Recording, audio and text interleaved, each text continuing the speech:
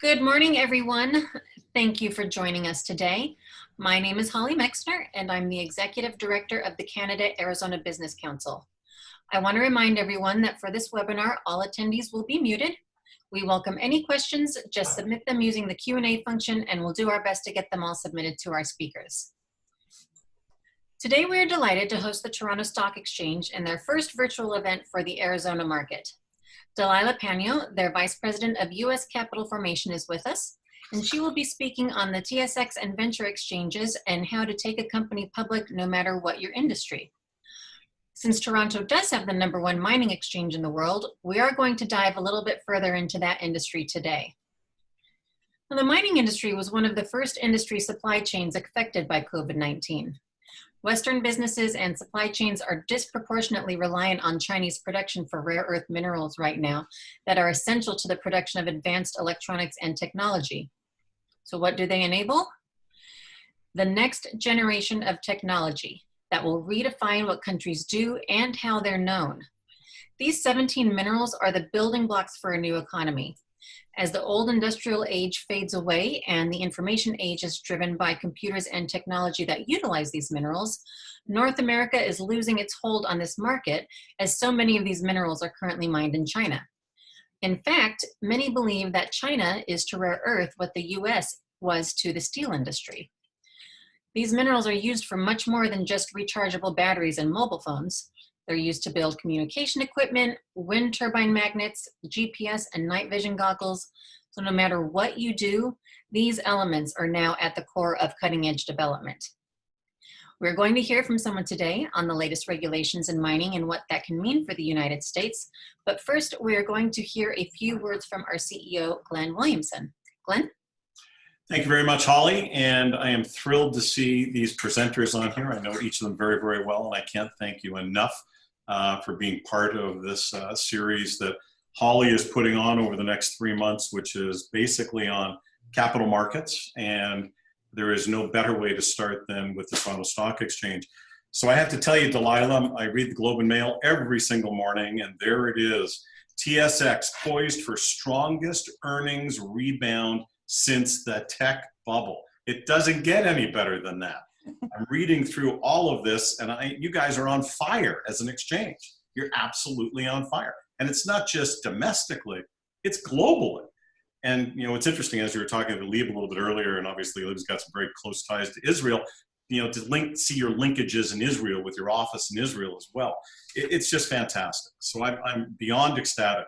One of the other things that this does for us is this kicks off our program that we're doing on trying to explain why $495 billion comes out of Canada into the United States every year as part of global foreign direct investment.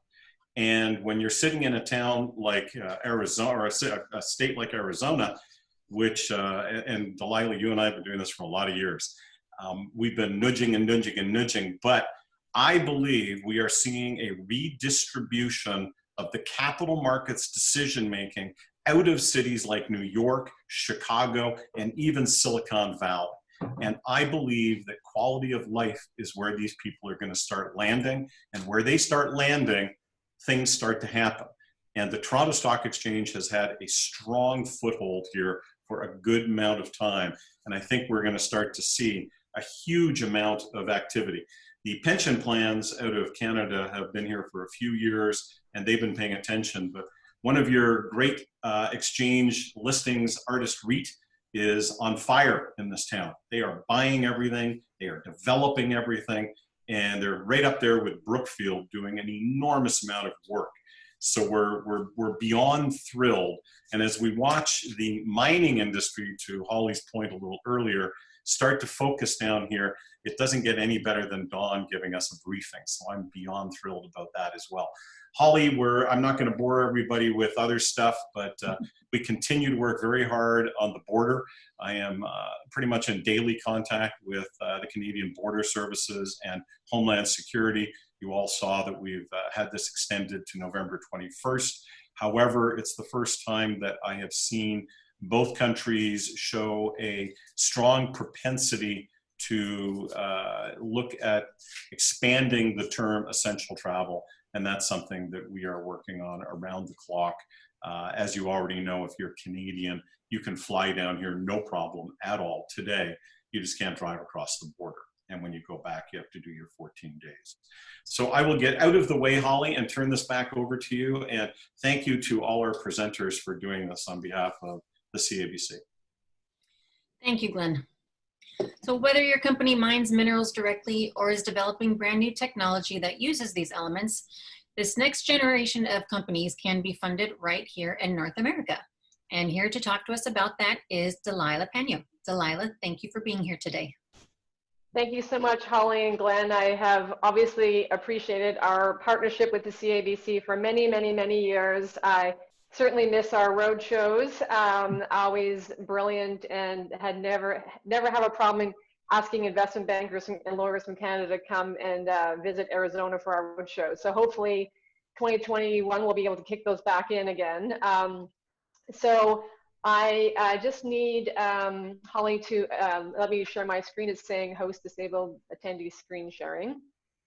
So while so what I'm going to do this morning is just to do a brief presentation, a quick overview of TSX and TSX Venture Exchange and where we fit into the North American equity capital landscape. And so let me just get this going here. So if you're sitting in your office or your bedroom or your garage or your motorhome, wherever you are watching this webinar, which is so fun to glimpse into people's lives today.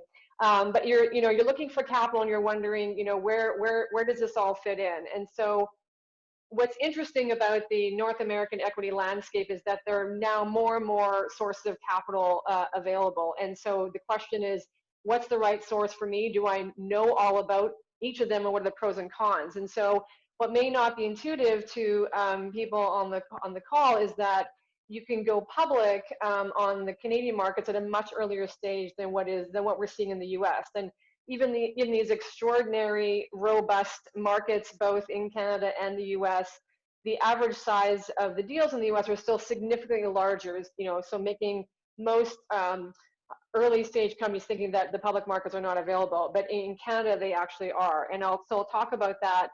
And I'm just going to run through. So whether you're a mining company or a technology company or any company that you're looking for growth capital, this concept of how do I know if going public is even right for me? So I'll just kind of walk you through a couple of things to think about, because this is really important as you're again assessing sources of capital that are available to you, whether it's private or public or what Mike's going to talk about Reg A in a bit. There's different options. So how do you think about it?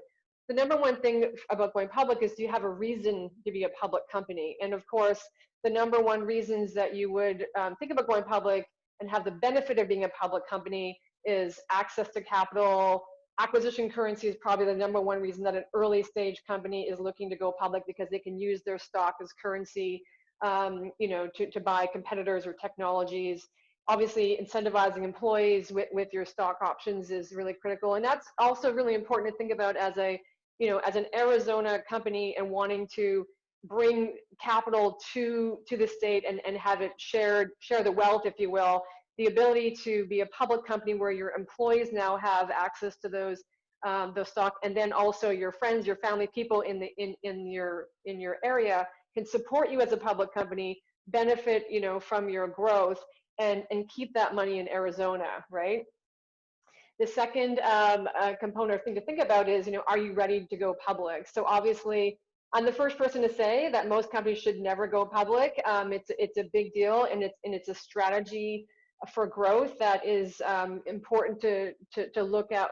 Does it make sense for my company? So, in terms of being ready, we're going to look at your management team, your board of directors, require audited financial statements.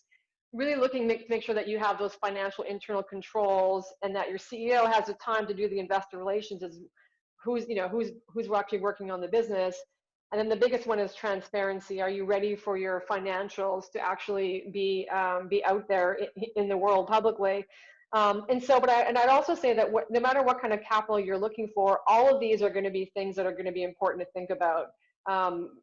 Institutional money, later VCs, also going to require this. So So it's really important as an earlier stage company to start thinking about these things now, no matter what kind of capital that you access later.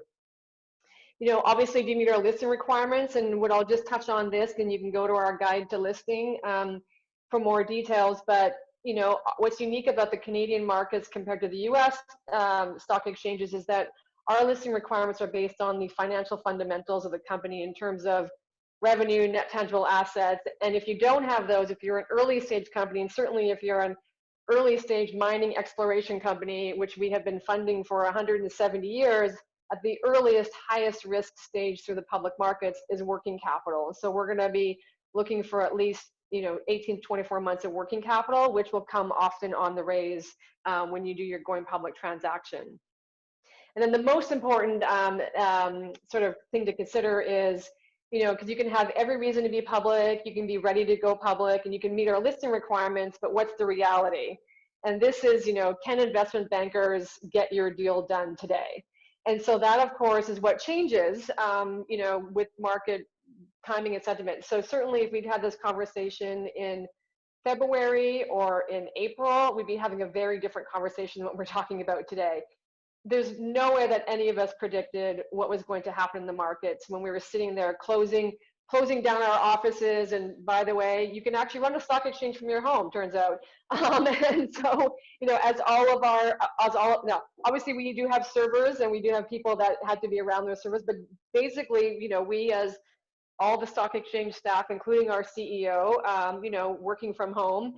When we were talking in March, we just thought, like, this is over. Like, we are not going to see anything happening for maybe even this year. And the fact that we are now in one of the most robust markets, on our market, on TSX Venture, we are having record level year of financings, listings, and across all sectors. Now, not surprising, it started with mining, with gold, which always, the valuation is always increased during, volatile market conditions. And so leading the way, gold, mining, across all sectors of mining, but also innovation, technology. We've had the largest technology IPO in the history of TSX a couple of weeks ago. So Nuvei, which is in the payment processing, so not surprising, anything in e-commerce, as we're all sitting at home shopping online, anything e-commerce related is super hot. So we are having it's just an extraordinary time, as you're seeing in the US too, with the plethora of SPACs and early and IPOs happening. So this is the key, thinking about what sector you're in and knowing if this is the right marketplace to come to. So on that, I'll just give you a couple key things to think about for, what is unique about TSX and TSX Venture. What is our value proposition to US companies? The number one is obviously we're a source of growth capital. And 40% of our trading actually comes from outside of Canada. So you're not just getting Canadian investors, retail institution, you're getting US investors significantly as well. And in the last 5 years, our US companies, which we have over 100, raised about $10 billion. So if you're wondering as a US company, is there capital for me in Canada? And the answer is yes. One of the most important things to think about our market is that we're really tailored to small cap public companies. We're really good at this. We have the TSX, which is our senior board, but even the average market cap is about $1 billion on TSX, which is small relative to the US. And on the venture exchange, our average market cap is more in the 75 million. So these are early stage companies coming to the market for that growth capital as an alternative to going the private VC route. We have a very diversified stock list. I'm going to talk a bit more about mining and to wrap up, but really our strength has been increasing across the board in all sectors. And the last 5 years, the number one source of listings actually on a market has come from technology, innovation, not surprising, the cannabis industry. We're the largest cannabis public market. So again, no matter who's listening in terms of the sector you're in, there's a potential opportunity for you on our marketplace. We're not just a mining exchange anymore, but we're happy that we're still the largest mining exchange. And think about the concept of being a platform for long-term growth. So we know as a U.S. company that your goal is to get to NASDAQ or New York Stock Exchange, And so we have this beautiful platform where you can start on TSX Venture, graduate to the Toronto Stock Exchange, and then when you're big enough and relevant enough, do a list onto one of the US markets, which is a path that has been done by many, many companies already. So I'm just going to wrap up my part with giving an overview of what's happening in mining. So it's just hot. It's such a hot sector right now. We are continue to be the largest mining exchange in the world, where we host the largest number of listings and new listings. If we look at, compared to some of the other markets around the world, obviously ASX being the next closest, we by far have the most public mining companies in the world. So so no matter what size of mining company you are, you have to be looking at our market as a place for capital. Global mining equity capital raised, again, by far having the platform with the most equity capital raised. 53% of the number of financing in the last 5 years happened on our market. So basically, over half globally are coming to our marketplace, knowing that the international investors for mining are very comfortable trading on our market. This gives you an idea around analyst coverage, which again is very, very important. So we have, again, in a very small country, we have over 200 analysts that cover the mining sector, which is very important to think about when you're looking at where you might be raising capital. And interestingly enough, or not surprising, where these companies operate are around the world. And in the US, we have several of our companies that actually have property in the US, and of course, several of them are in Arizona. So that is my, I'll pause there. I'll let, if anyone needs to screenshot to take my email down and to reach out for me. But other than that, I will stop sharing my screen and then hand it back to Holly. Thank you, Delilah. An industry that we're seeing a lot of growth in recently in Arizona is the electric vehicle market. Are you seeing that ramp up on the exchange as well? Well, certainly from, as a sector of renewable energy and clean tech, yes, there is significant interest in that. Our renewable energy and clean tech index is significantly outperforming a lot of indices this year. Again, since March, all these indices are going up, but our renewable energy and clean tech one is definitely going up. So I would say that anybody who's in that space that has, revenue. So again, the public markets aren't looking to fund the development of these companies, but fund the explosive growth. So if you are, let's say, over the 3 to 5 million in revenue, and you're looking for your Series B 10 to 15 million plus, is the time to be talking to us, because there are investors, and not just in that specific subsector, but we're all seeing globally the demand by impact investors, right? This is a big topic that's happening, trend happening everywhere, but investors are looking for impact companies, whether they're addressing the UN Sustainable Development Goals, whether they're all looking for transparency around the ESGs, that market ranking. So yes, anything in that space is becoming more and more of interest to investors. Wonderful. Thank you so much. And just a reminder to everyone, while we do pose questions to each of the speakers after they present, if you have a question come up that you want to ask Delilah or one of the other speakers, feel free to throw them in at any time, and we will make sure that we get them answered for you. So we will be back with Delilah at the end of this to wrap things up as well. Now, next we're going to hear from Dawn Meidinger with Fenimore Craig. Dawn is an experienced mining attorney, and she is the firm's chair of their Natural Resources, Energy, and Environmental Law Practice Group. I did find a quote on your website, Dawn, that says, "If it can't be grown, it must be mined." I love that. So thank you for being here today. And what can you tell us about the most recent regulations cropping up and how they might affect a company? Thank you, Holly. Thanks for having me. I really appreciate it. Today, I wanted to focus on sort of 3 major developments that have occurred in 2020 regarding mine permitting on federal lands, and all 3 of them relate to streamlining of the permit process.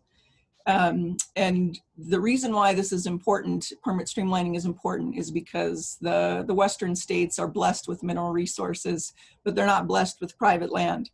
And in some cases, upwards of 70 and 80% of land in some of the Western states are federal public lands.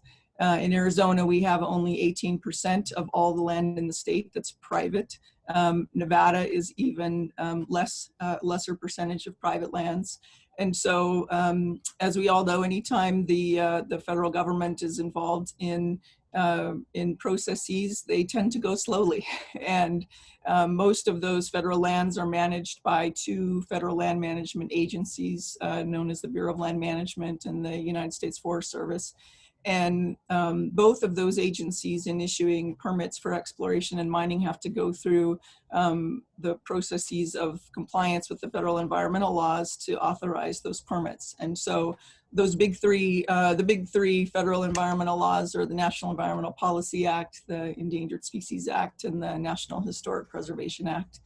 And so just getting through the NEPA process for those federal agencies can be daunting. And in some cases for major mine projects can take between 5 to 10 years. And so there's been a long focus on reform of the National Environmental Policy Act, but there's never been any meaningful change since the act was first adopted in 1970. And when NEPA was adopted, it established the President's Council on Environmental Quality, and that CEQ developed implementing regulations for NEPA, and those were adopted in 1978. Those mandated that agencies take a hard look at the environmental consequences of their actions. And since 1978, the NEPA regulations were changed only once until now. And excitingly for NEPA nerds like me, in September 14th, 2020, the CEQ issued final regulations that, implementing regulations that incredibly modernized the National Environmental Policy Act, and importantly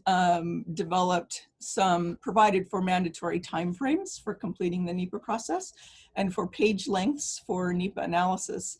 The federal agency's analysis was some like to call it analysis paralysis, because they would end up evaluating sort of every perceived effect under the sun to try to bulletproof the NEPA document from litigation that was inevitably to follow. And it's just gotten out of hand in terms of extending the length and the expense of going through the NEPA process. So one of the major reforms in the new CEQ regulations are timeframes. An environmental impact statement now is supposed to be completed in 2 years and can be no longer than 150 pages unless special dispensation is provided. And so another big change is that the focus of agency decision-making on aspects of the proposed exploration or mining project are only those over which the federal agency has jurisdiction and control. So oftentimes exploration and mining projects will have some aspect of their operations on public lands, but then other aspects of their operation on private lands. And so the federal agency is directed now to focus on those aspects that are administered by the federal agencies, and hopefully this will help speed up the decision-making process. And also another big reform is to limit the scope of analysis to alternatives that meet the applicant's purpose and need. So the goal of a mining project is to mine and to develop the site in an environmentally responsible manner. Certainly there might be alternatives that can be studied, but for large scale mineral deposits, the mineral resource occurs where it does, and there's not a lot of change that you can affect with respect to that. And so there's not a lot of flexibility often in terms of where the mine occurs, but how the mining is undertaken is something that the agencies have really wanted to study. These NEPA reforms will result in consideration of effects of that mining that only have a causal link to the proposed action. So that's limits on scope and scale and duration and length are really important. Unfortunately, there's already 3 major lawsuits challenging the rulemaking and in federal district courts across the US. But on a good note, the CEQ did a really good job in the administrative record for the rulemaking, and the changes that were made are very much consistent with the underlying NEPA statute and prevailing case law in both Supreme Court and District Court jurisprudence. So if I had to predict, I think they have a good chance of standing up to those challenges. And I think a bigger challenge might be what might happen in the event of administration change. But regardless, NEPA reform has been desperately needed for decades, and it's a really exciting time in terms of permitting a project on public lands in the United States with these reforms. So the second exciting change from 2020 relates to another federal act that was adopted in 2015 called the FAST Act, Fixing America's Surface Transportation Act. We always have to have good acronyms in our environmental law practice.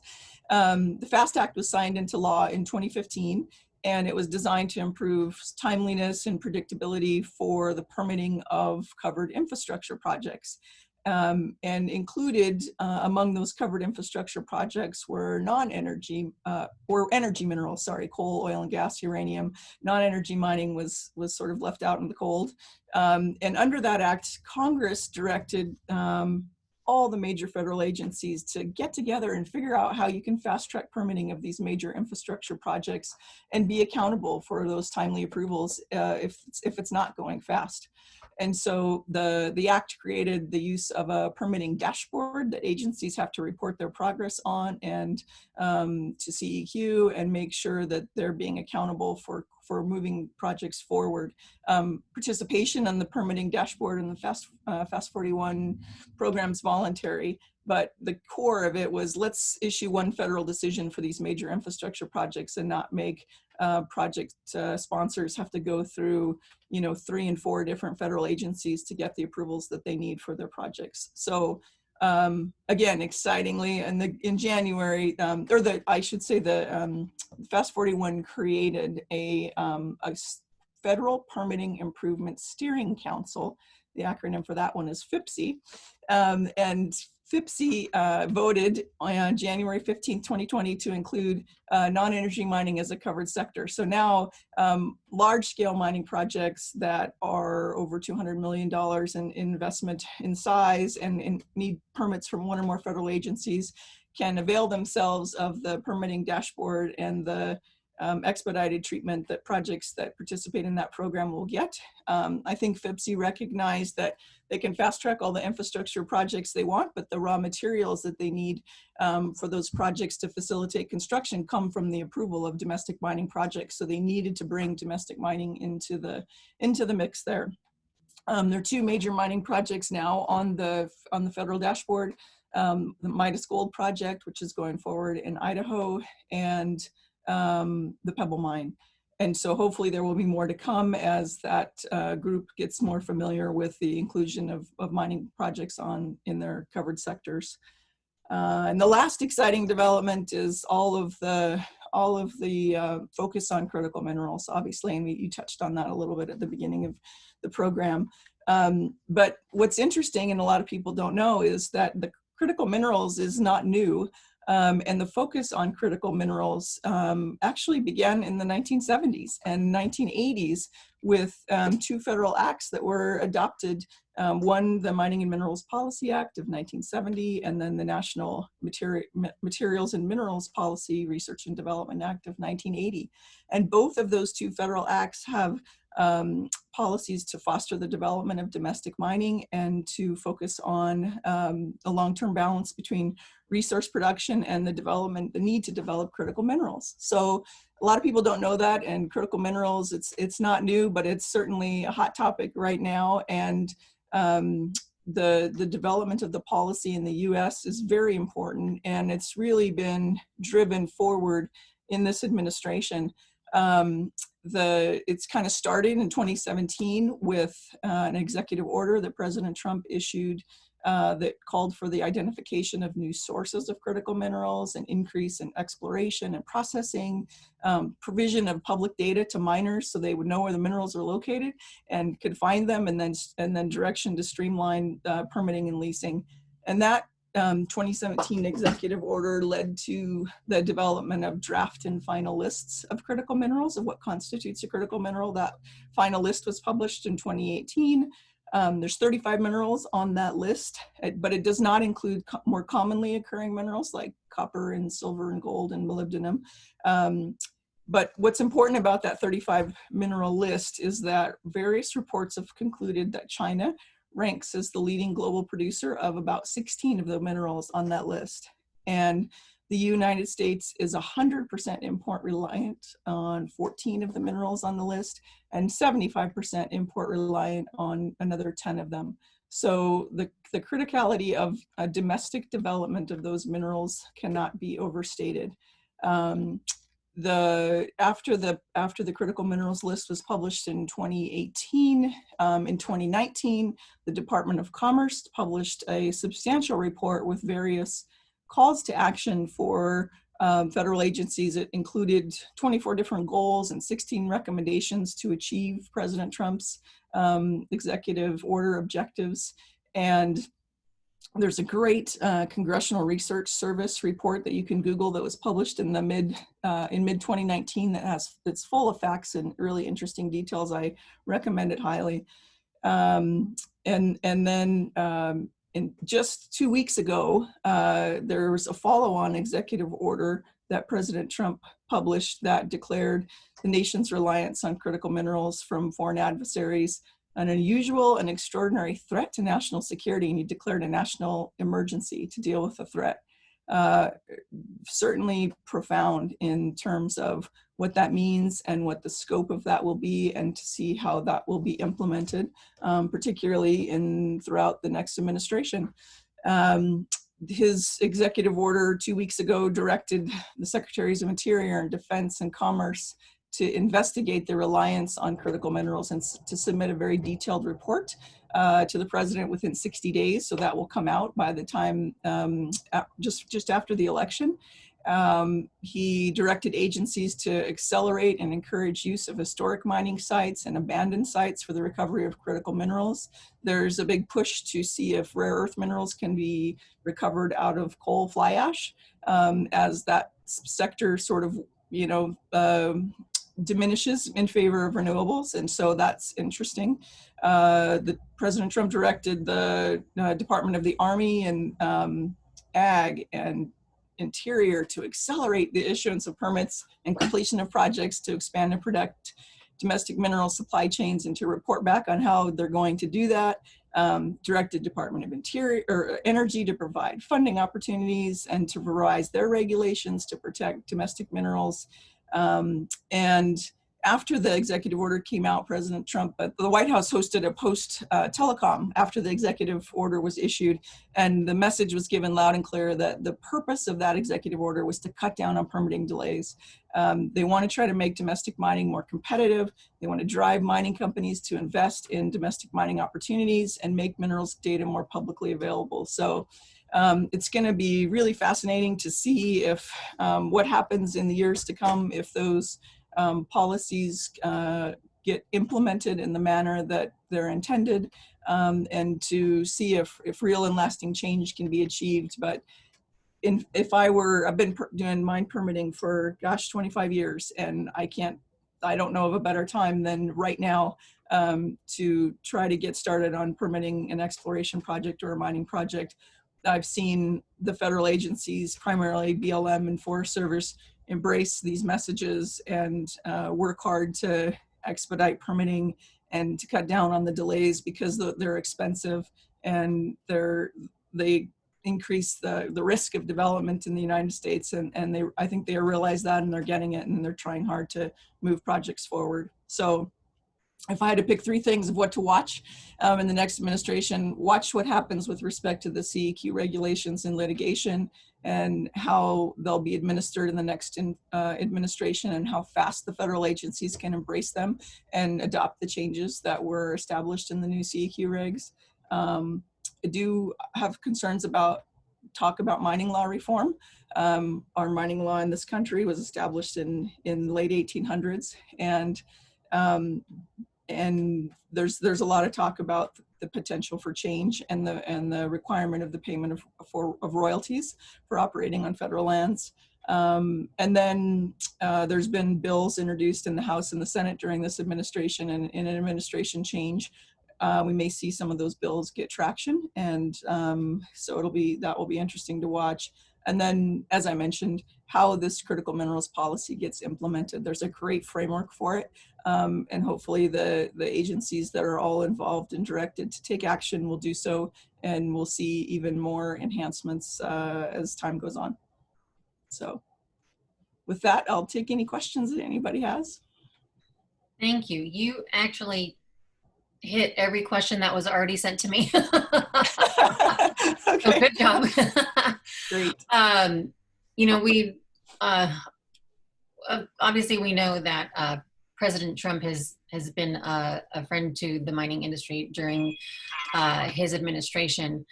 And not to put you on the spot, but if you want to pull out your crystal ball for a moment, tell us what you think the two possible roads are for mining in this country based on the potential outcomes of the presidential election.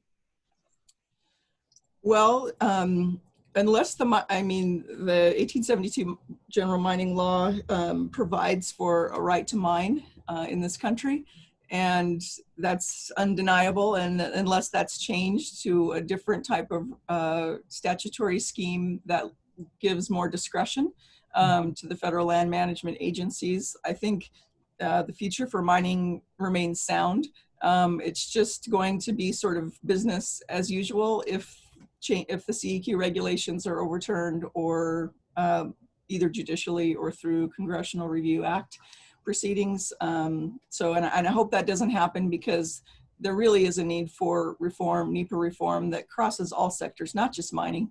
All these major infrastructure projects that need to get approved in this country are slowed and delayed as a result of NEPA. And so, I don't know, like I said, mining law reform sort of keeps me up at night, and what happens with the CEQ regs, because it's such an advancement that we need to embrace. And I think even the next administration, if it were not the Trump administration, has talked about investing in the US and investing in progress in the US. And I don't know how they do that without keeping these CEQ regs as they are. So hopefully they'll defend them vigorously in the lawsuits, even if the administration does change, and then implement them, and for the benefit of all industry sector in the United States. Excellent. Thank you so much, Dawn. Our next speaker is Michael Patterson, who is a partner with the Spencer Fane law firm. One of his focal points is corporate law and securities, as well as mergers and acquisitions, and he's going to discuss Regulation A offerings and what a Canadian or US company needs to qualify for that type of fundraising. Michael, I'm going to pull up your slides if you want to take it away. Okay, I'm thrilled to be part of the CABC, Canada Arizona Business Council, and I'm thrilled, as Glenn was saying, with the long-time relationship of their road shows down here and tremendous interest on Arizona and Arizona companies. This is awesome. They're, you know, as Glenn and Holly, largely due to their efforts, have grown an open focus on Arizona between, you know, and now over 500 companies, many of which, over 100 and 150, are doing business in Mexico, Latin America, but also, you know, a strong cross-border relationship. We are next slide, we are 300 lawyers in 20 cities, and but I'm the one that does probably the most international in our firm, over half of my practice. And so that is, with my securities, has put me squarely, you know, looking at TSX and other markets, et cetera. Next slide. Holly, I just want to give a quick, not only shout out, but as an example, I have 3 clients on the call. One, a critical minerals a firm looking at potentially TSXV, another a CBD related but veterinary products company looking at the strong CBD market in on the TSX and TSXV. And then lastly, Emilio's on here from Chicanos por la Causa, and they're just an exploding company all over the Southwest United States in particular, but in Mexico now, and started out in Vancouver, but great operations in Canada as well. So it's just all across the board in Arizona, companies that are here looking at Canada and Mexico, 3-country interests. The history of Regulation A, it started out, we wanted to give the SEC and the Congress wanted to give investors a lower level ability to do free trading shares, basically. But after a number of years of Reg A, our GAO, our government agency that does studies, studied Regulation A, and basically nobody was using it. It was used very rarely, and they tried to figure out why. And one of the biggest reasons was, even though there was this lower disclosure, burden, not like companies using an S1, heavy disclosure requirements, there still was this huge impediment. You had to do what's called blue sky filings. And for those of you that are not familiar with securities, what blue sky is, of course the sky is blue, but what this means is, even though you've satisfied the SEC and filing requirements there, you would have to go state by state by state by state to our 50 states, where if you were going to offer in all 50, and satisfy their regulators. Well, there were some fixes where the North American Securities Administrators decided, well, we'll do a coordinated review and we'll appoint one state, and maybe you'll get 20 states at a notch, to get it done. But still, the cost and the delay and the effort just wasn't working. So in 2015, in the Jobs Act, it amended the key section, the controlling section, and mandated the SEC to expand Regulation A, hence called A+, which still allows non-restricted, initially free tradable, publicly offered securities, and that went into effect in 2015. We've had this for 7 years, and yet still, it is still underutilized. But Reg A+ is dynamite, and from a securities law perspective, many of you have maybe used a private offering or done a Reg D, and so I'm going to contrast real quick what this means and why you would want to do this in the US at the same time you're working with Delilah and her team to go public in Canada on the TSX. Why this is a terrific double whammy for companies, okay? Eligible issuers, those organized in either US or Canada, have Canadian issuers with a publicly traded class of securities, even private companies in Canada eligible, SEC reporting companies not eligible. So if you're already public on NASDAQ or the New York Stock Exchange, you cannot use Reg A+, okay? Why are we talking about this at a TSX panel? Because this works so well to publicly list on the TSX, TSXV, and conduct a Reg A+ offering in the US, initially free trading securities. Your ability to market to US investors as a part of a Canadian IPO, and as Delilah mentioned, cross-border plus private placement, but even use your Canadian securities to do M&A in the US, to acquire companies with your shares on the Canadian exchange. A huge leverage for companies to do that. To merge a Canadian acquirer, go target a US company. Our firm represents a company that the only thing that's listed on TSX is the holding, and then they have a number of US subsidiaries that we represent, and that's the structure, and it worked really well through acquisitions.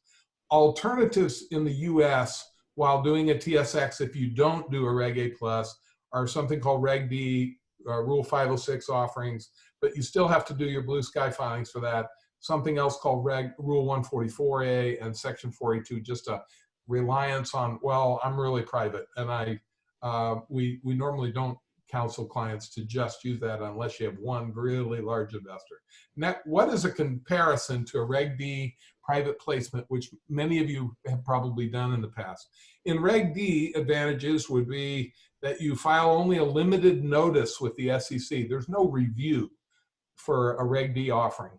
and you file that notice in, let's say, Arizona, if you're offering in Arizona or New York or California as well. Every state, within 15 days, you file that notice, just to tip the securities regulators that we're doing this offering, so no one calls up and says, well, I talked to this guy named Mike Patterson, and they're doing an offering with XYZ in Arizona. Do you have that listed? If no, then the company's probably going to get a call from someone sounding like their name Bob Smith and wanting to invest, but it's really a securities regulator. And so we do these filings. But there's no filing ongoing reporting obligations. You don't do 10Ks and 10Qs if you do a Reg D offering. There's no limit to your offering size. That's an advantage. And there's a couple of technical things. This 12A2, a liability that tags on if you do Reg A plus or a public offering, material misleading statement in an offer of sale by means of an offering circular. But you would still have something very similar under Reg D, which is 10b5 and anti-fraud under Section 11 anyway. And then what are disadvantages? What are the advantages of Reg A plus over Reg D? Well, you get freely tradable securities initially, immediately, which you can't get in Reg D. Okay, so that's a big, huge plus, the free market for an investor. There are some investor restrictions of Reg D, and that is, some of you have heard of this before in your offerings. Your lawyer is telling you, we've got to make this an all accredited investor offering. They can only offer to people who have $1 million in net worth or make 200 or 300,000 together with their spouse. Well, the accredited investors. In the Reg A plus world, if you've provided the appropriate and proper disclosure, you can use non-accredited investors. On tier 2 of Reg A plus, there are limitations that a non-accredited investor cannot invest over 10% of their annual income, and a company that's not accredited can't invest more than 10% of its net worth. Okay, what are the two tiers in Reg A plus? One is up to 20 million, one is up to 50 million in 12 months that you can offer. You don't have to raise up to that amount. You don't have to raise 50 million.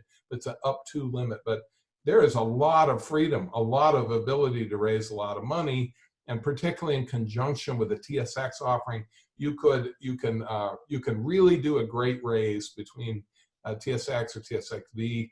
The form is you file this offering Form 1A, which is less disclosure than an S1. And someone might say, well, in Reg D, I don't have to put that whole thing together. On tier 1 unaudited, tier 2 audited financial statements.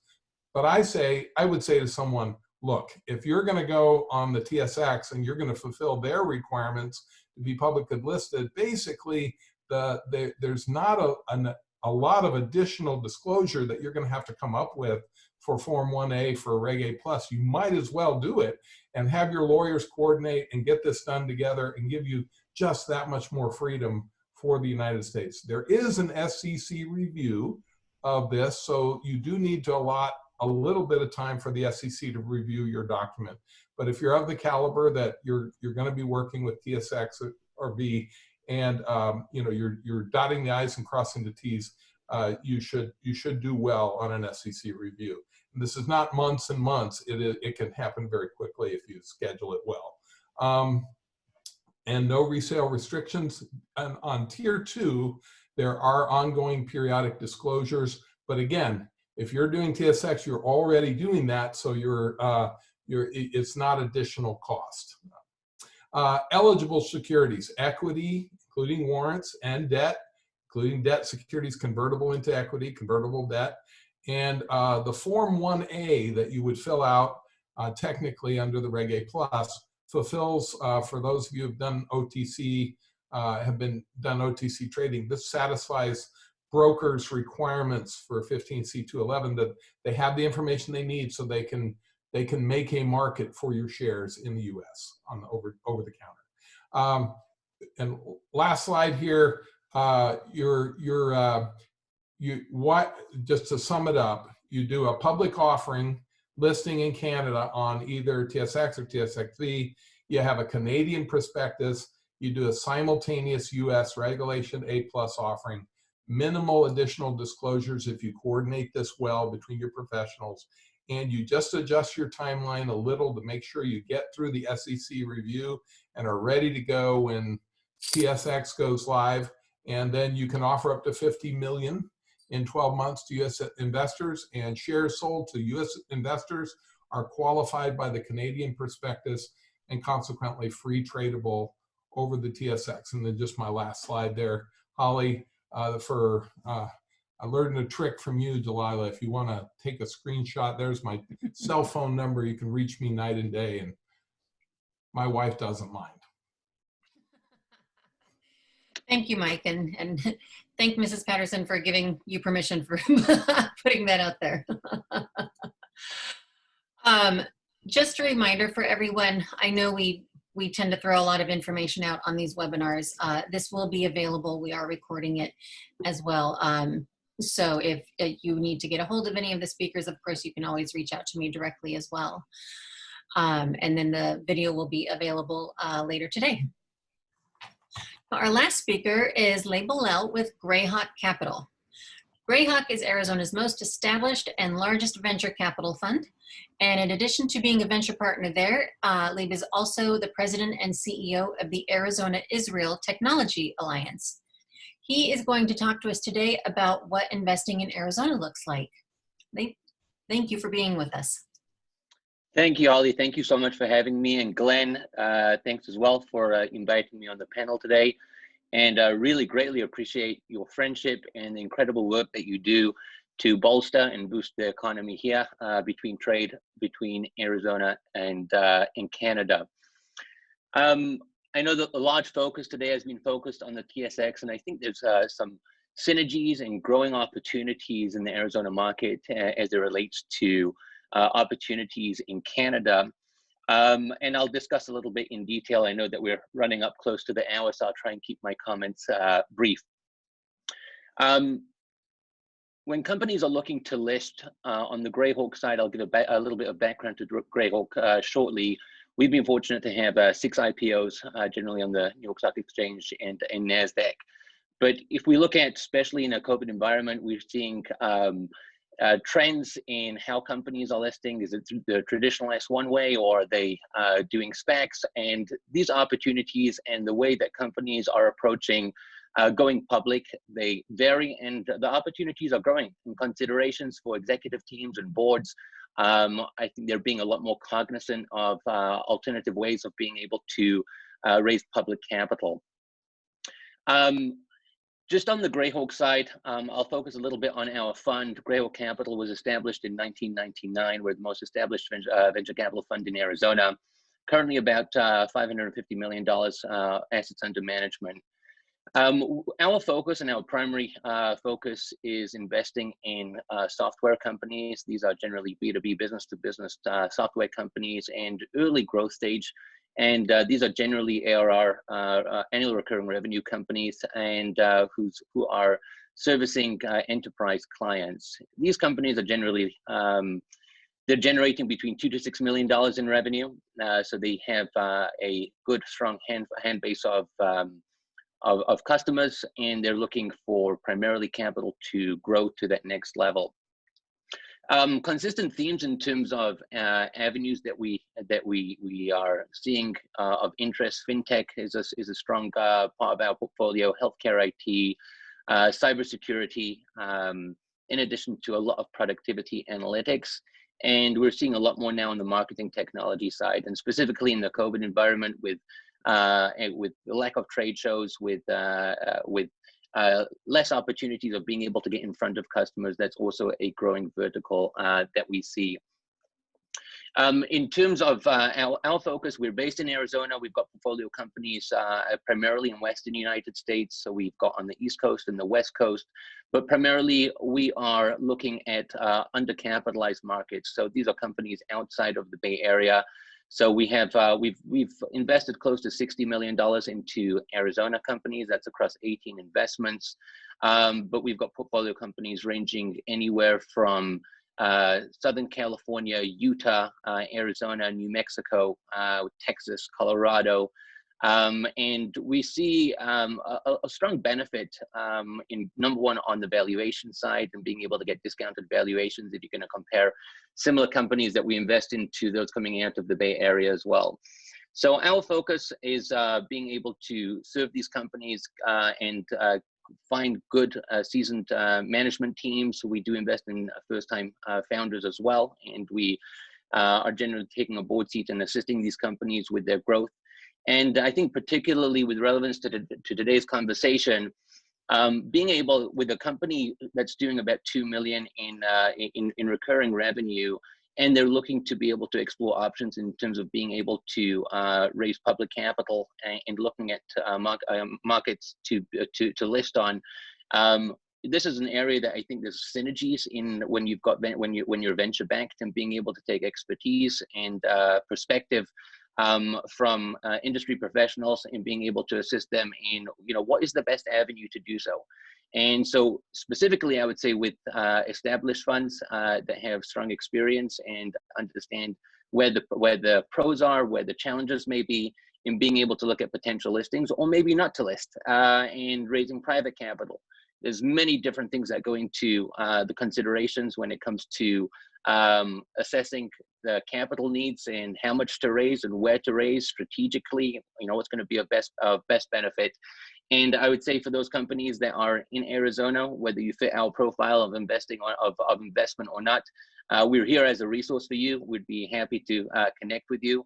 I don't have a placeholder like Michael and Delilah did in terms of where my in terms of my contact information, but there's not many labor Bolels in the world. I haven't come across a second one. So please find me on LinkedIn, and you're welcome to connect with me. If we can be of resource to local companies here, then we're very happy to do so.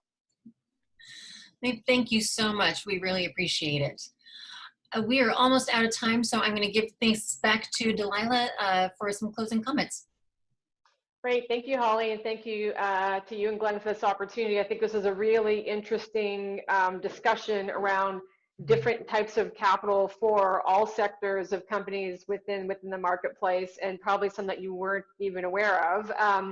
And then really great overview by Dawn in terms of what's happening in the mining space. It's such an interesting time as we're seeing, not just within North America, but globally, what's happening. And even, in our market with the recent, Newcrest Mining coming over from Australia to list on our market, it's, the North American capital for these companies and the focus on, mining and production here in North America is going to be really interesting to see how that plays out in the next several years. But for those watching, please contact any of us with your questions. And thank you again to Holly and Glenn for hosting us today. It is our pleasure. Thank you to everyone who spoke and to all of the attendees on the call. We look forward to seeing you soon. If not in person, then back here on screen. Take care, everyone. Bye-bye.